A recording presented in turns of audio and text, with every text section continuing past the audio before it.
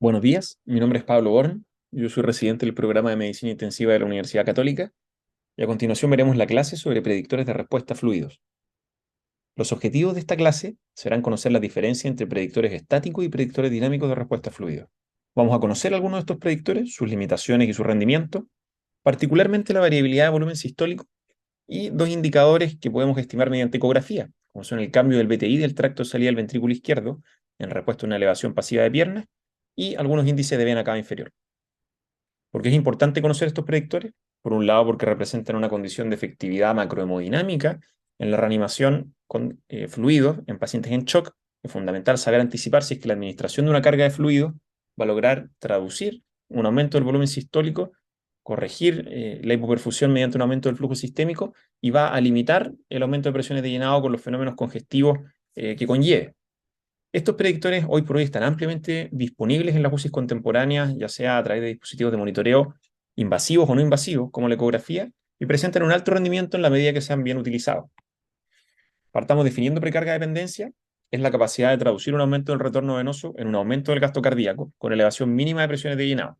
Y esto es un poco lo que vimos en la clase anterior, la intersección de la curva de función cardíaca con la función de retorno. La función de retorno, cuando se desplaza a la derecha, representa un aumento del retorno como el que puede ser secundario a la administración de un bolo de fluido.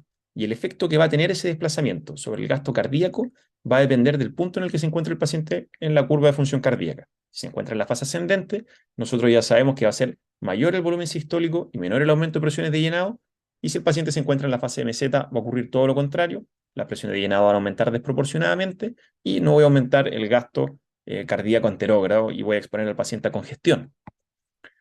En esta figura pueden observar cómo un mismo ascenso de una presión de llenado, como puede ser una presión auricular derecha, pero también podría ser una presión de enclavamiento de arteria pulmonar, puede ser secundario a procesos fisiológicos, fisiopatológicos completamente distintos. Pero yo observo la misma medición en la práctica, el mismo cambio de presión venosa central, por ejemplo.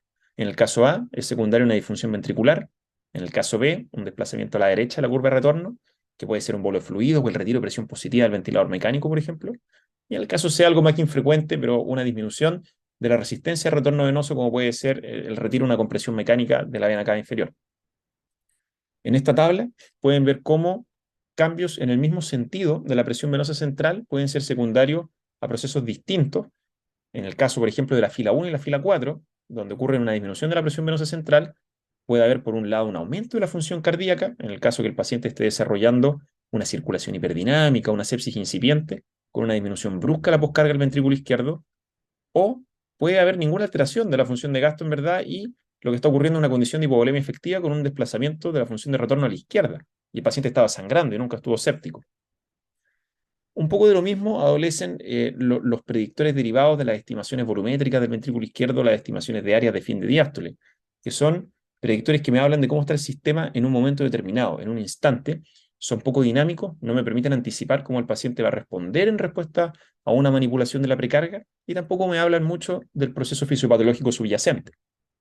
Si es que nosotros llevamos esto a rendimiento de predicción de precarga dependencia, el rendimiento de todos estos predictores que se denominan estáticos no es mayor que el de una moneda al aire, con ABROC de 0,5 a 0,6.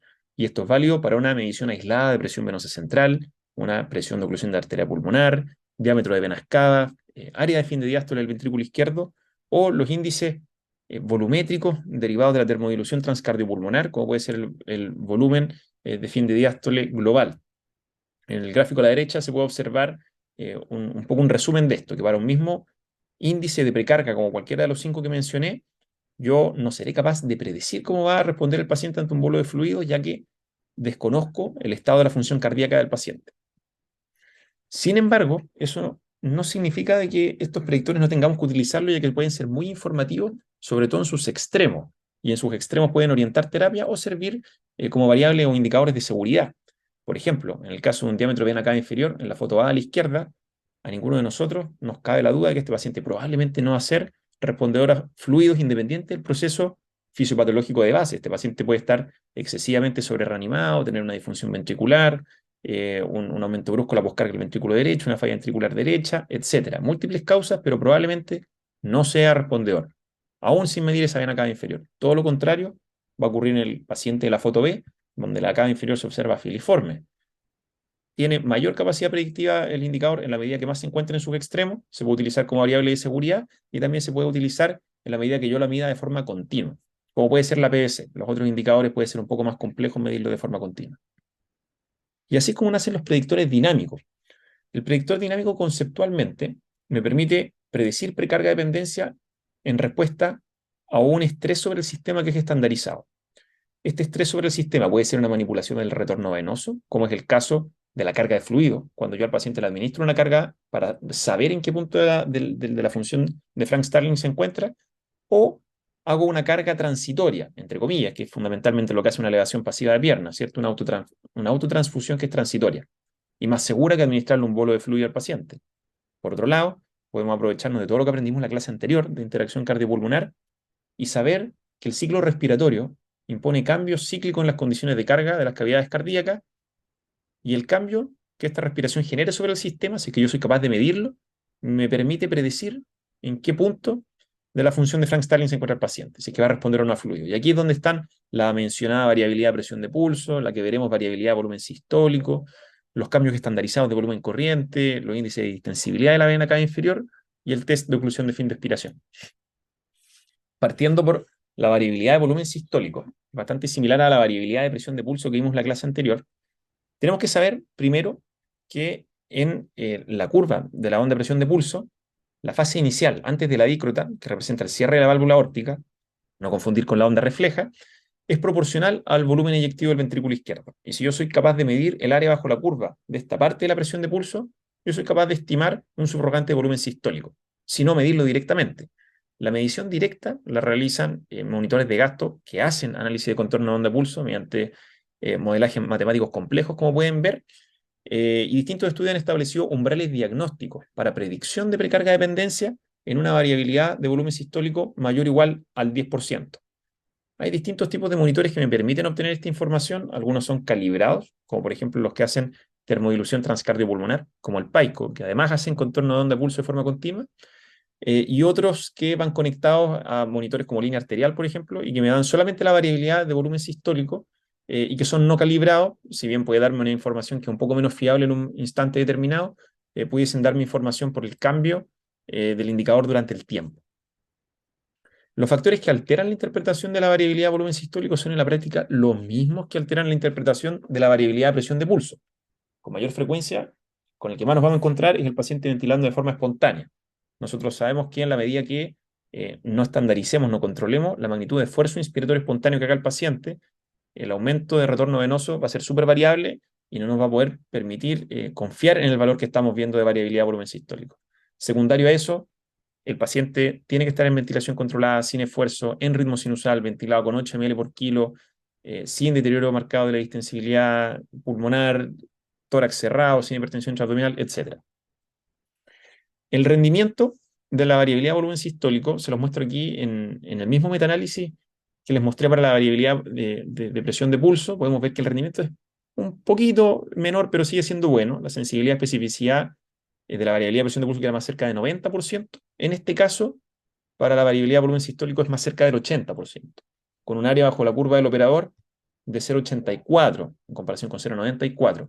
Es muy raro tener variabilidad de volumen sistólico y no tener variabilidad de presión de pulso, y de hecho yo podría ocupar los dos indicadores para evaluar la estancia dinámica y otras cosas, pero yo les diría que en la práctica clínica la principal limitación es el tener un dispositivo de monitoreo de gasto cardíaco, ojalá calibrado, o si no, va a ser poco habitual que lo encontremos en nuestra práctica. Pasemos ahora a los predictores que se pueden obtener mediante medición ecográfica. Por un lado, los índices de venas cavas. Primero que todo, un acápite fisiológico, hay que conocer cuál es el efecto del ciclo respiratorio sobre el diámetro de las venas cavas, saber que en ventilación controlada, la inspiración que va a presurizar el tórax va a generar una compresión sobre la cava superior, y eso porque la cava superior está en situación intratorácica fundamentalmente, a diferencia de la vena cava inferior, que está en condición principalmente intraabdominal, y en la que la inspiración controlada a presión positiva va a generar una distensión. Pasa todo lo contrario en ventilación espontánea, ¿cierto? Con inspiración negativa. Ahí la vena cava inferior se colapsa. ¿Cómo se realiza la medición de este diámetro? Tomamos nuestro transductor focal sectorial, ¿cierto? Interrogamos en ventana subsifoidea, mirando un poco hacia cefálico, y bordeando el arco costal en el caso de que en la subsifoidea no lo encontremos, buscando la desembocadura de la vena cava inferior que se exponga en su eje longitudinal, llegando a la aurícula derecha. Y una vez que reconocemos esa desembocadura, buscamos también la llegada o la confluencia de la vena suprahepática en la cava inferior, un par de centímetros antes de la confluencia de esta vena en la aurícula derecha. Y ahí es donde realizamos la medición de diámetro. Así que nosotros somos capaces de exponer en todo su eje longitudinal la vena cava inferior antes de la llegada a la aurícula derecha. Mejor todavía, me va a dar una confianza, mayor seguridad del diámetro que estoy midiendo. eh, y de esa forma poder estimar el cambio de ese diámetro durante el ciclo respiratorio. Aquí les muestro un poco algo que viene más de la historia. Los cardiólogos vienen ocupando el diámetro de la vena cava inferior y cómo cambia ese diámetro en respuesta a una maniobra estandarizada en inspiración. En el caso de los pacientes en ventilación espontánea, se les pide maniobras de sniff o una inspiración corta, ¿cierto? Como un suspiro.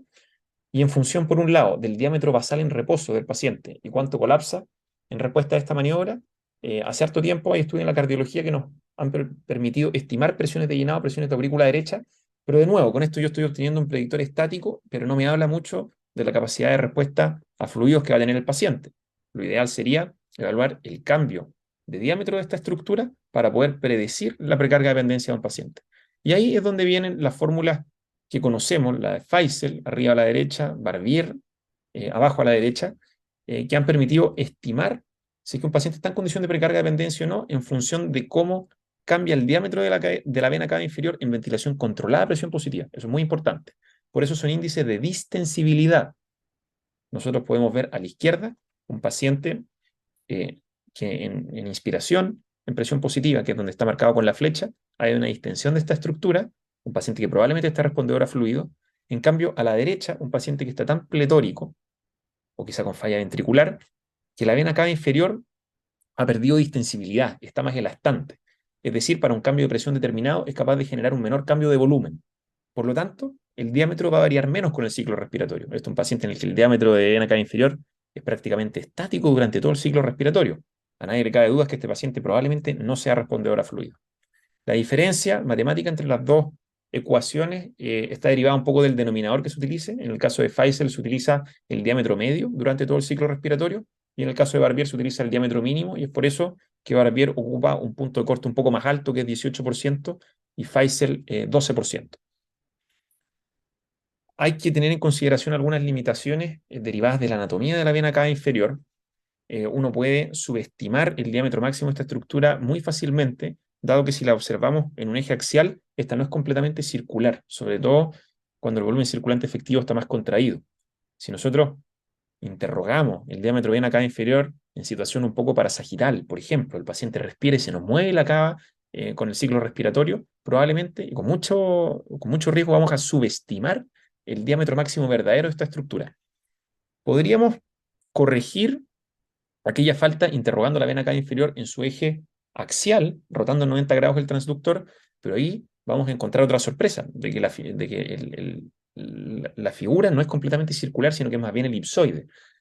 Y hay investigadores que han interrogado el índice de excentricidad, o sea, la relación entre los diámetros ortogonales de la vena cava inferior, y han observado que este índice, mientras más se aleja de la unidad, menor son las presiones de llenado y más probablemente hipovolémico esté el paciente.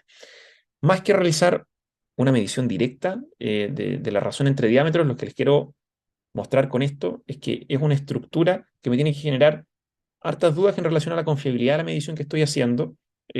Puedo interrogar la vena cava en eje axial, estar seguro, buscar dónde está el diámetro máximo, pero entender que probablemente, derivado un poco de estas limitaciones, es que ha ido perdiendo rendimiento el uso de la distensibilidad de la vena cava inferior en el tiempo. Aquí les muestro en esta tabla los estudios originales de Fácil y Barbier, que pueden ver que son tamaños muestrales pequeños, 20 a 40 pacientes, y que tenían algunas condiciones particulares, tienen que estar ventilados de forma controlada, con 8 ml por kilo, ¿cierto? Y para los valores discriminatorios que les mencioné, 12-18%, estos estudios de derivación vieron un rendimiento relativamente bueno, valores predictivos positivos y negativos de 90%. Pero estudios un poco más grandes realizados posteriormente evidenciaron primero que en rangos intermedios de valores entre 15 y 30% particularmente, había mayor dispersión entre la concordancia interobservador. Por lo tanto, empezamos a concluir de que este índice de distensibilidad probablemente tenga un rendimiento más robusto ante valores más extremos.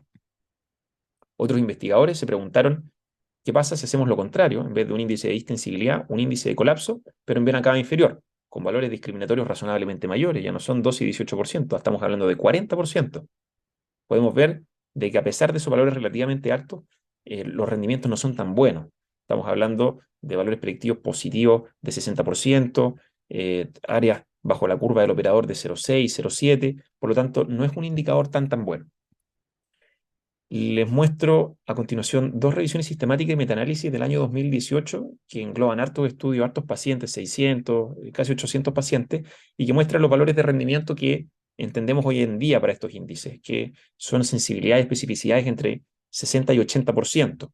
De nuevo, la conclusión que yo les sugeriría a partir de los índices de vena cava inferior son apoyarse no tanto en los valores cercanos a los puntos de corte históricos, sino más bien los valores extremos y apoyarse, ojalá, con otros predictores de precarga de dependencia un poco para complementar lo que estamos viendo.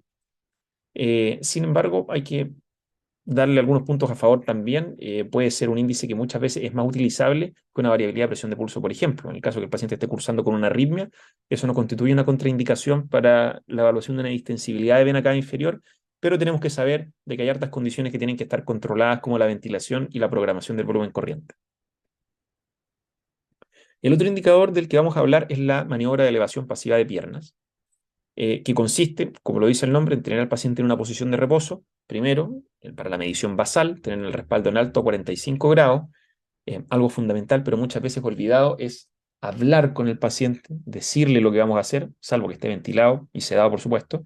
Pero esto es sobre todo para evitar una respuesta adrenérgica que pudiese invalidar mi medición, fundamentalmente. En un paciente que está despierto, decirle que le voy a bajar el respaldo y le voy a levantar las piernas por aproximadamente 2-3 minutos. Hago una medición basal de algún subrogante de volumen sistólico. Si es que yo estoy midiendo volumen sistólico de forma directa, ideal. Si es que yo tengo un paico puesto, por ejemplo, y tengo el valor del volumen sistólico en la medición basal, excelente. Pero para el fin de este curso, que es un curso de ecografía, tenemos que realizar la medición de algún subrogante de volumen sistólico, como va a ser en este caso el BTI del tracto salarial ventrículo izquierdo en el tiempo cero. Tranquilizo al paciente, me aseguro que me entienda la maniobra, bajo el respaldo a 0 grados y levanto las piernas a 45 grados. 60-90 segundos después de esta maniobra, realizo una medición de BTI de nuevo en el mismo punto, y es por esto que siempre se ha recomendado que esta maniobra se realice entre dos operadores, un ecografista que no pierda la visión, la ventana en la que va a interrogar el BTI, y otro operador que realice la elevación misma de piernas, y a 60-90 segundos hago mi medición 2, y las comparo, y veo el cambio que hay en el BTI. Un punto a favor muy fuerte que tiene esta maniobra de elevación pasiva de piernas es que ha sido validada en múltiples condiciones que constituyen contraindicaciones a los otros predictores. Por ejemplo, la ventilación espontánea, la presencia de arritmia, volumen corriente bajo 8 ml por kilo, distensibilidades pulmonares bajas. Ante todas esas condiciones, la elevación pasiva de pierna sigue siendo una maniobra validada. La principal limitación viene a ser la presencia de hipertensión intraabdominal, ya que va a limitar la transferencia de volumen desde las extremidades inferiores al compartimento central, por lo tanto me podría generar falsos negativos de precarga de dependencia. Y tienen rendimientos relativamente buenos, como lo vamos a ver más adelante. Les traigo aquí el ejemplo de la interrogación del BTI en el tracto salida del ventrículo izquierdo. El tracto salida es una estructura a partir de la cual yo voy a estimar un volumen, que es el volumen sistólico. Tenemos que configurar en nuestras mentes esta estructura como si fuera un cilindro. A la izquierda tenemos una visión en apical, 5 cámaras, que se repite en la foto A, y en la foto B es una visión en 3 cámaras, donde se despliega este cilindro, cuya área se va a mantener relativamente conservada durante el ciclo cardíaco y definitivamente conservada durante toda la maniobra de elevación de piernas. La longitud de este cilindro va a corresponder a la distancia que recorre en una unidad de tiempo determinada el volumen inyectado por el ventrículo izquierdo. Y de esa forma yo soy capaz de calcular un volumen. Como pueden ver en la foto a la izquierda, el volumen de muestra del Doppler pulsado es en el tracto salida del ventrículo izquierdo justo antes de la válvula aórtica. Y es ahí donde yo voy a generar este espectro de Doppler que puedo ver a la derecha, que desciende desde la línea de base, ya que es una señal que se aleja desde el transductor, y me genera alguna señal, algunos indicadores de calidad que tengo que tener en consideración para saber que el BTI que estoy midiendo siempre va a ser el mismo. tengamos en consideración que es muy fácil cambiar el sitio donde yo estoy realizando la medición desde el momento basal hasta después de la elevación pasiva de pierna, sobre todo porque estoy moviendo al paciente. Estas señales de calidad que pueden observar son una espiga al final del BTI, que corresponden al cierre de los velos de la válvula aórtica, y también una señal un poco más oscura dentro del triángulo, que corresponde al flujo laminar en el centro del tracto salido del ventrículo izquierdo. Tengo que asegurarme que estas condiciones eh, sean iguales en la medición basal y en la medición posterior a la maniobra. Lo que se va a medir estrictamente es el área bajo la curva de este espectro. Como el Doppler lo que me mide son velocidades, la integral de una velocidad en el tiempo es una distancia, y esa distancia es la longitud del cilindro, siendo el cilindro el área del tracto de salida del ventrículo izquierdo. Si yo soy estricto, pudiese medir el cambio en el volumen sistólico basal versus el volumen sistólico después de la maniobra, pero como el área del tracto de salida no cambia, yo lo único que voy a medir es el BTI, que es la longitud del cilindro, que es lo que sí cambia.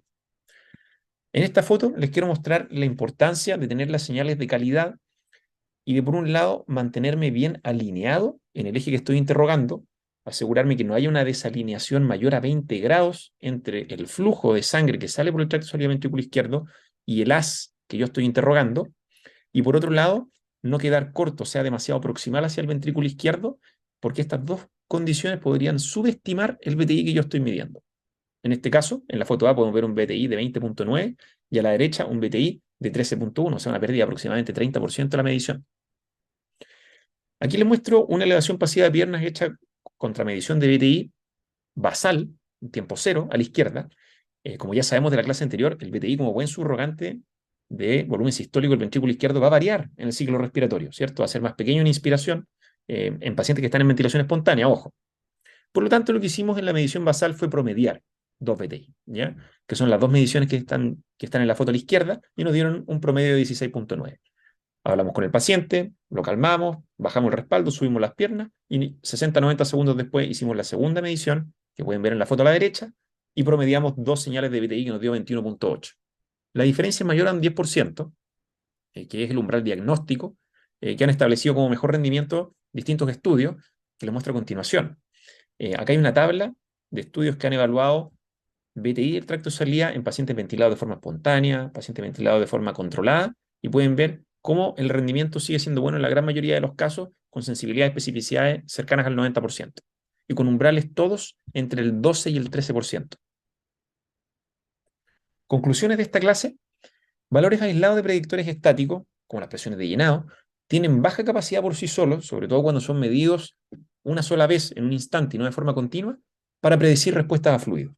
Por otro lado, los predictores dinámicos que conocimos tienen validez solamente en determinadas condiciones, condiciones de ventilación controlada, por ejemplo, conservación de ritmo sinusal, volumen corriente con cierta programación, salvo quizá la elevación pasiva de piernas contra BTI, que es la que se puede utilizar en condiciones más variadas y conserva buena validez, pero a pesar de eso, probablemente todos los predictores dinámicos conservan esta propiedad de que los valores extremos son bastante informativos, y que cuando nosotros empezamos a juntar distintos predictores y esto nos empiezan a dar coherencia en relación a lo que está pasando, probablemente se va a robustecer la conclusión clínica que yo pueda derivar del fenómeno fisiopatológico subyacente que está ocurriendo, y también mi conclusión de qué le va a pasar al gasto cardíaco del paciente una vez que yo le administre un bolo de fluido. Por eso, una vez más, los invito a conocer las limitaciones de nuestros predictores, incorporarlos, utilizar más de uno cuando me queden dudas, apoyarme mucho en los valores extremos, apoyarme también en los predictores estáticos, no dejar de utilizarlos, y siempre incorporar las otras señales que me esté dando la clínica del paciente, y no solamente quedarme con un número o con una foto de la ecografía para sacar una conclusión. Les agradezco mucho su atención y espero que les haya servido mucho esta clase.